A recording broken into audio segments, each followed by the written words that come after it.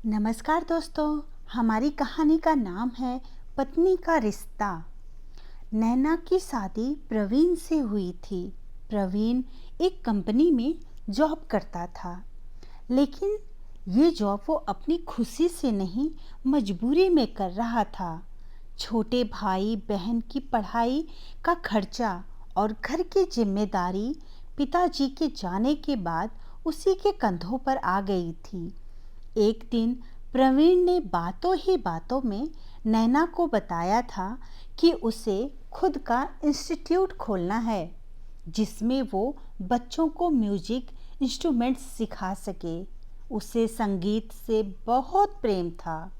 बचपन से ही वो अच्छा गा भी लेता था और बहुत सारे इंस्ट्रूमेंट बजा भी लेता था। पापा अगर छोड़कर न जाते तो वो अपना ये सपना जरूर पूरा करता। प्रवीण की बात सुनकर नैना से रहा नहीं जा रहा था। वो चाह रही थी कि उसके पति को परिवार की खुशी के लिए अपने सपने कुर्बान न करने पड़े। काश वो कुछ ऐसा कर पाए जिससे प्रवीण जी का सपना पूरा करने में मदद कर सके। कई दिनों तक सोच विचार कर नैना ने प्रवीण से कहा, प्रवीण जी, आप अपनी जॉब छोड़ दीजिए, क्योंकि मैंने एक स्कूल ज्वाइन करने का फैसला किया है। प्रवीण ने आश्चर्यजनक भाव से कहा, हाँ तो तुम करो, मना किसने किया है? लेकिन मैं जॉब क्यों छोड़ दूँ? मैं क्या करूँगा? नैना ने अपने प्यारे पति का हाथ थामकर अपनी तरफ खींचते हुए लगभग अपने होठों को उसके होठों के पास ले जाकर बोली, आप अपना सपना पूरा करेंगे। प्रवीण भी शरारत करते हुए नैना को जोर से अपनी बाहों में कसकर बोला, वो तुम्हारी बात ठीक है, लेकिन मैडम, सामान और जगह के लिए पैसे भी तो होने चाहिए। इतने पैसे तो नहीं है मेरे पास। फिर नैना प्रवीण से अपने आप को छुड़ाते हुए बोली, आप 1 मिनट रुको। मैं और अलमारी खोली और अपने सारे गहनों का बॉक्स निकालकर प्रवीण के हाथ में पकड़ाते हुए बोली, छत पर एक हॉल बनवा लीजिए। उसके लिए तो हम पैसे मैनेज कर ही सकते हैं।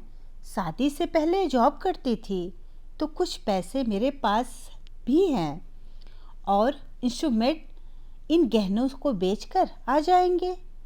प्रवीण का हाथ अपने सर पर रखते हुए बोली, आपको कसम है मेरी, आप मना नहीं करेंगे और अपना सपना जरूर पूरा करेंगे।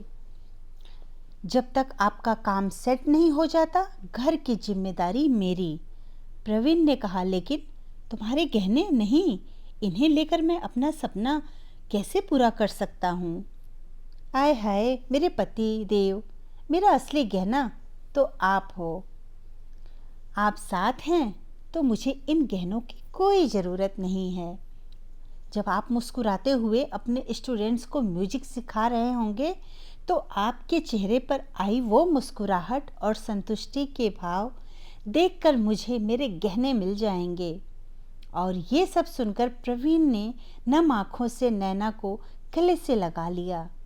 साल भर के अंदर प्रवीण के पास इतने स्टूडेंट हो गए कि उसे फुर्सत न मिलती। नैना ने स्कूल और ट्यूशन लेकर घर की जिम्मेदारी उठा ली। प्रवीण की माँ ने भी साथ दिया।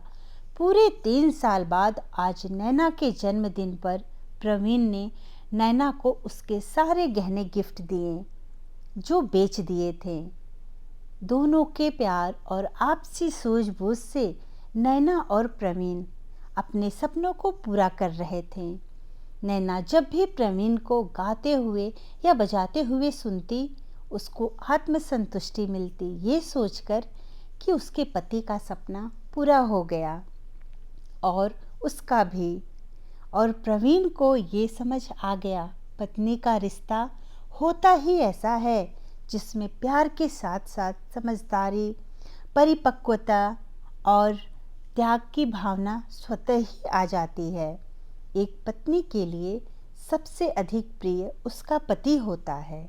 अगर पति का स्वभाव अच्छा है, वो आपको दिल से प्रेम करता है, तो एक पत्नी के लिए धन दौलत, गहने और दुनिया की कोई चीज़ मायने नहीं रखती है। धन्यवाद दोस्तों। कहानी अच्छी लगी तो लाइक और सब्सक्राइब करना ना भूलें।